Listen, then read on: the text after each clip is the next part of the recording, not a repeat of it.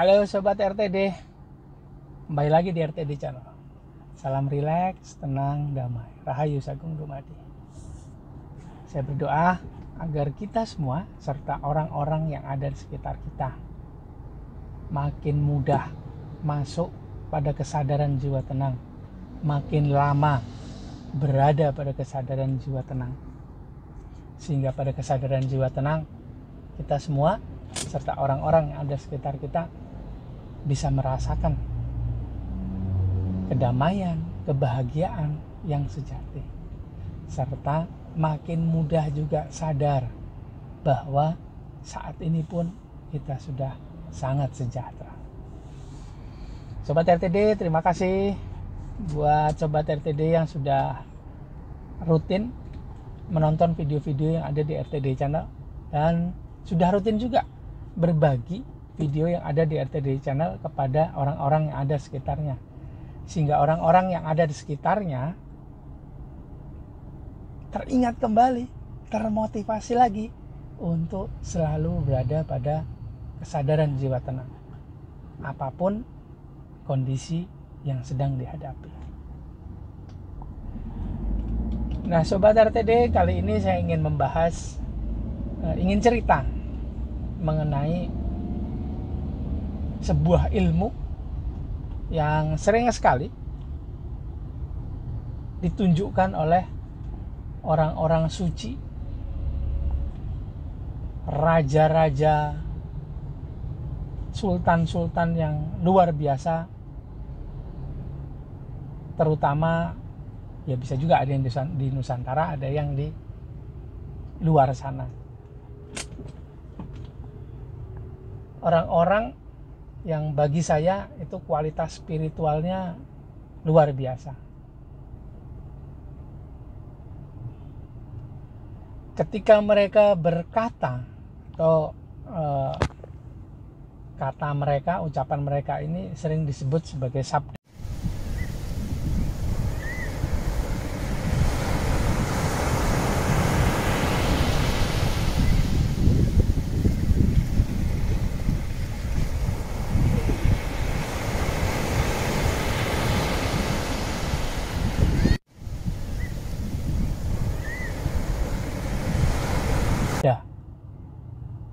Dan diucapkan, kemudian langsung diterima saat itu juga efeknya bagi orang yang mendengar. Akhirnya disebut sebagai sabda dadi, sabda ucapan yang langsung jadi. Bagi saya melihat hal ini, sangat luar biasa sekali mereka, dan itu menunjukkan kualitas spiritual mereka yang luar biasa. Sebuah evolusi rohani, evolusi jiwa mereka yang luar biasa sekali. Dan itu bukan sulap, bukan juga efek placebo.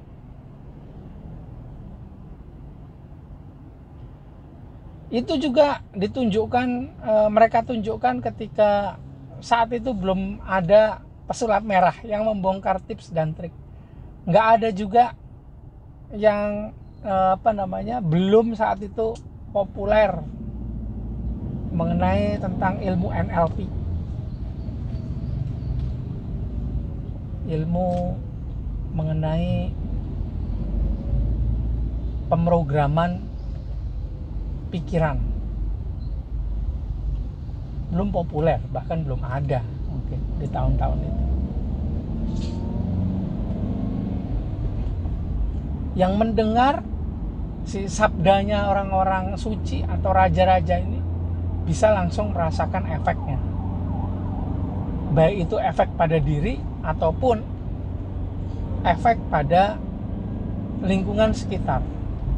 Ada hujan yang langsung berhenti, ada yang panas langsung hujan, ada yang banjir langsung surut, ada yang banjir langsung tersibak banjirnya sehingga membentuk jalan.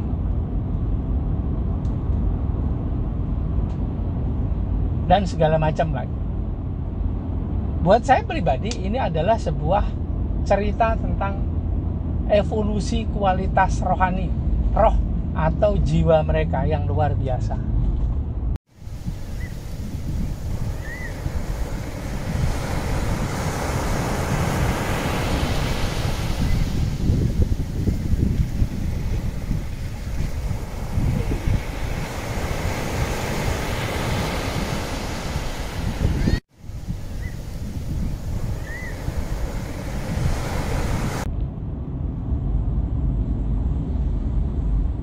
Di samping ketika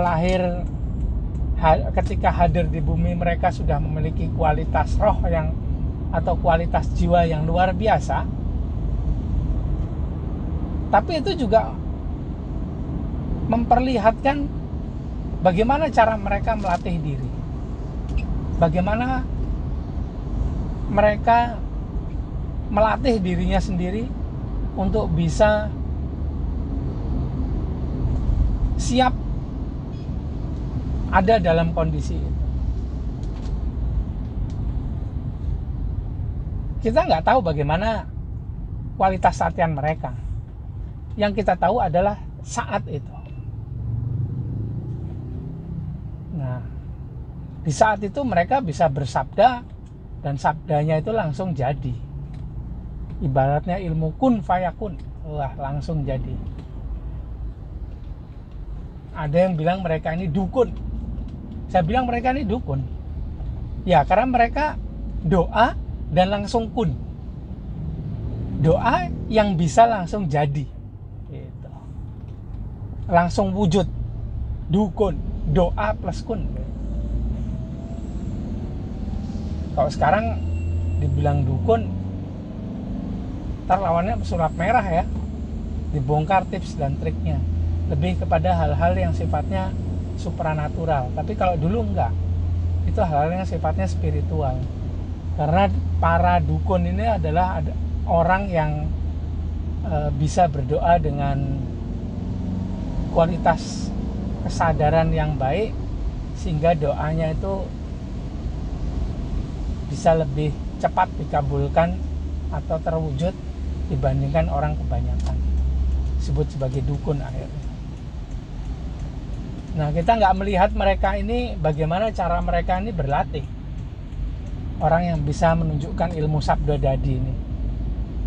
Berkata, langsung perkataan itu mewujud.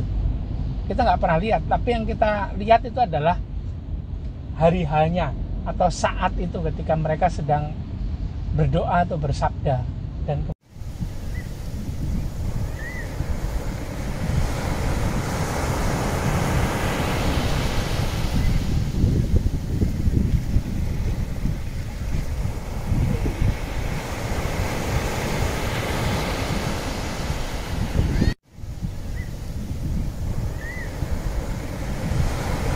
kemudian saat itu juga doa atau sabda mereka ini bisa jadi, mewujud. Tapi saya percaya bahwa mereka ini latihannya luar biasa. Mereka ini mendidik diri mereka dengan cara yang luar biasa. Yang mungkin bisa saja itu tidak ditunjukkan di muka umum. Tapi saya juga sangat percaya bahwa apa yang tidak mereka tunjukkan di muka umum ini, bagaimana mereka berlatih ini adalah sebuah hal yang luar biasa kerasnya. Saya sangat percaya bahwa mereka ini punya sistem tubuh yang luar biasa sensitif. Jadi mereka juga mengalami overthinking, galau, pasti. Kalau mereka sudah punya evolusi jiwa yang luar biasa, sistem tubuh mereka itu pasti luar biasa. Dan itu juga tidak serta-merta membuat pikiran mereka selalu positif ada di situ. Pasti ada proses goyang kiri kanannya, atas bawahnya. Perasaan juga begitu. Diri sejati dan diri palsu juga begitu. Ini sekali. Peperangan yang terjadi dalam diri mereka pasti juga luar biasa. Tapi mereka juga sangat luar biasa dalam melatih diri sehingga kesemuanya itu bisa dilakukan dengan baik, penstabilan dirinya, penenangan dirinya, sehingga kualitas kesadarannya itu makin naik, kualitas roh atau jiwanya itu makin naik juga. Evolusi rohani atau evolusi jiwanya dari satu kelahiran ke kelahiran berikutnya itu luar biasa. Dari satu saat ke saat yang lain itu juga luar biasa. Dan latihannya pasti saya yakin juga sangat luar biasa.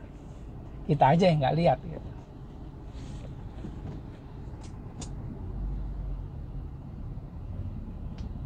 Apa yang terjadi ketika mereka sedang merapal, mengonkan, mengaktifkan ilmu sabda dadi?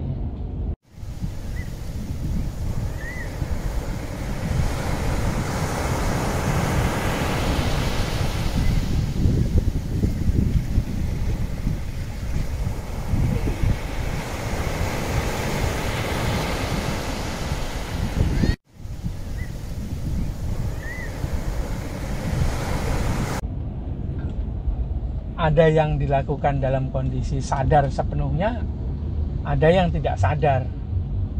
Kalau diceritakan dalam ranah agama, nanti bisa-bisa jadi seperti apa yang ditunjukkan oleh Syekh Siti Jenar, akan susah dipahami, bahkan mungkin bertabrakan dengan syariat.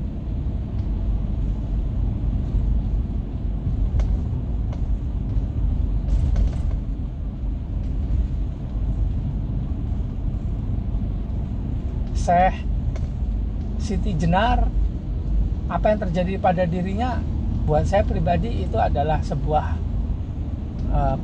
cerita kesadaran. Bagaimana kesadaran Syekh Siti Jenar itu masuk ke kesadaran Tuhan dalam diri. Dimulai dari kesadaran logika, kesadaran jiwa, kemudian kesadaran Tuhan. Tentu prosesnya panjang melalui tahapan-tahapan, kondisi-kondisi yang sudah sering saya ceritakan, saya share di video-video saya yang ada di RTD channel ini. Dan orang-orang suci, para raja tadi yang punya ilmu sabda dadi ini juga begitu. Kesadarannya ketika merapal ilmu itu bisa saja membuat mereka jadi seperti hilang kesadaran. Kesadaran logikanya berpindah ke kesadaran jiwa, kemudian berpindah lagi ke kesadaran Tuhan. Kemudian apa yang dia ucapkan itu sebetulnya ucapan dari semesta, ucapan dari pemilik semesta atau semesta itu sendiri. Sehingga apapun yang terucap itu sebetulnya adalah hukum semesta. Dia ngucap hujan berhenti, sebetulnya itu memang ya hujannya harus berhenti gitu.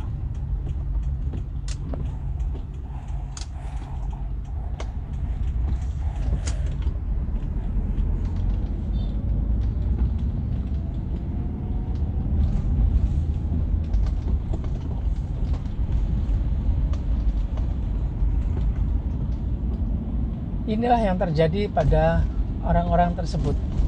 Sebuah peningkatan kesadaran, sebuah laku kesadaran ketika mereka berpindah dari kesadaran logika masuk pada kesadaran Tuhan, yang kalau diceritakan ini akan sulit dicari korelasinya, penjelasannya dari sisi syariat Islam misalnya. Ya, syariat yang saya pelajari juga ya. Kalau kita tidak bisa masuk pada kesadaran jiwa tenang, kalau kita tidak bisa punya pemahaman yang lebih global, lebih universal, membahas mengenai teknis-teknis tersebut, tahapan-tahapan yang terjadi,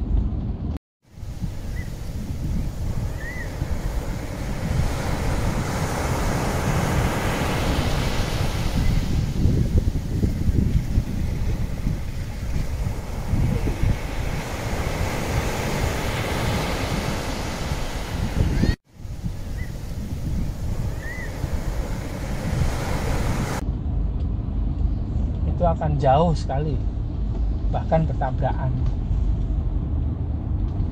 Karena itu saya jarang sekali mengambil sudut pandang dari syariat.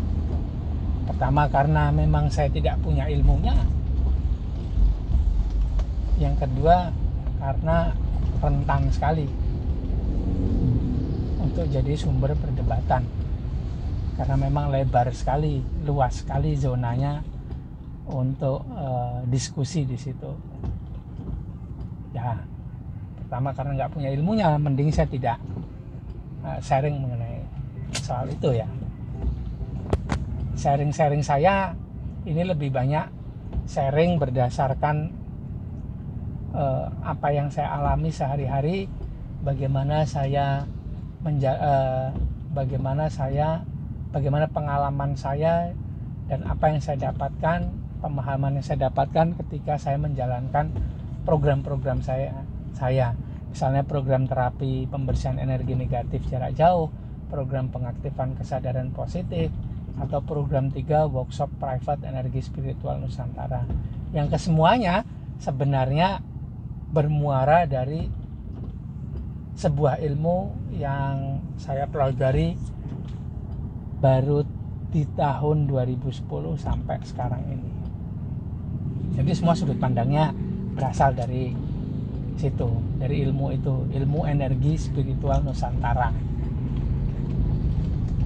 bukan yang lain yang tidak pernah saya pelajari atau yang saya pelajari hanya otodidak. Tapi kalau ilmu energi spiritual Nusantara saya pelajari secara baik dan benar menurut formulatornya.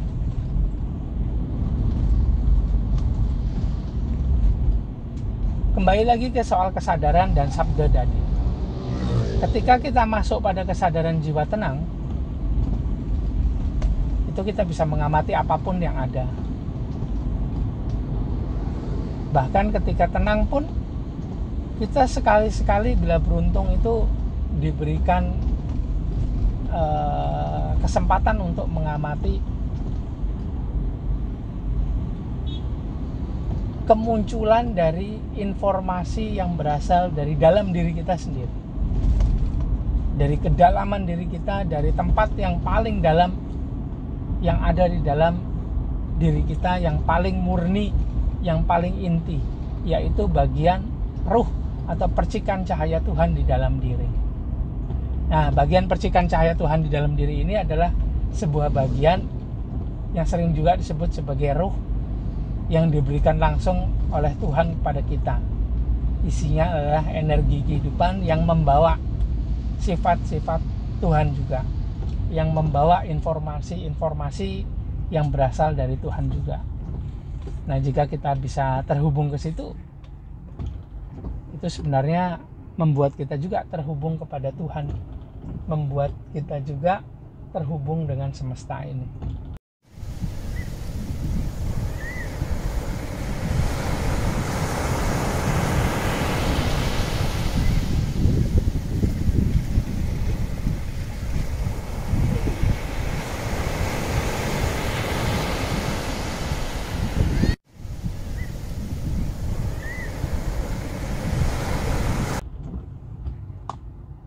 Jadi ketika kita tenang, kita bisa amati diri kita sendiri, ada pikiran, ada perasaan, atau bahkan informasi yang muncul dari bagian percikan cahaya Tuhan dalam diri atau ruh, sering juga saya sebut sebagai navigator. Dan akhirnya kita bisa ucapkan atau ikuti panduan dari si navigator ini. Nah, disitulah sebetulnya kita bisa merasakan sebuah kondisi di mana kita sedang bersama Tuhan atau Tuhan sedang bersama kita.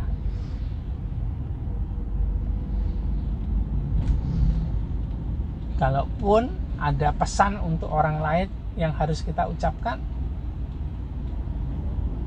ya tinggal kita ucapkan dengan cara yang paling baik, biasanya dengan bahasa yang membuat orang itu juga harus berpikir, tapi kadang-kadang juga harus kita ucapkan dengan gamblang atau langsung.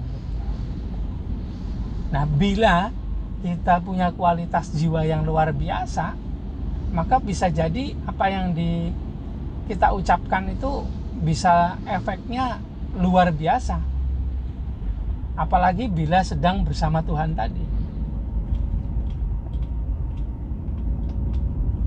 Tapi kan nggak semua dari kita punya kualitas jiwa evolusi rohani yang luar biasa.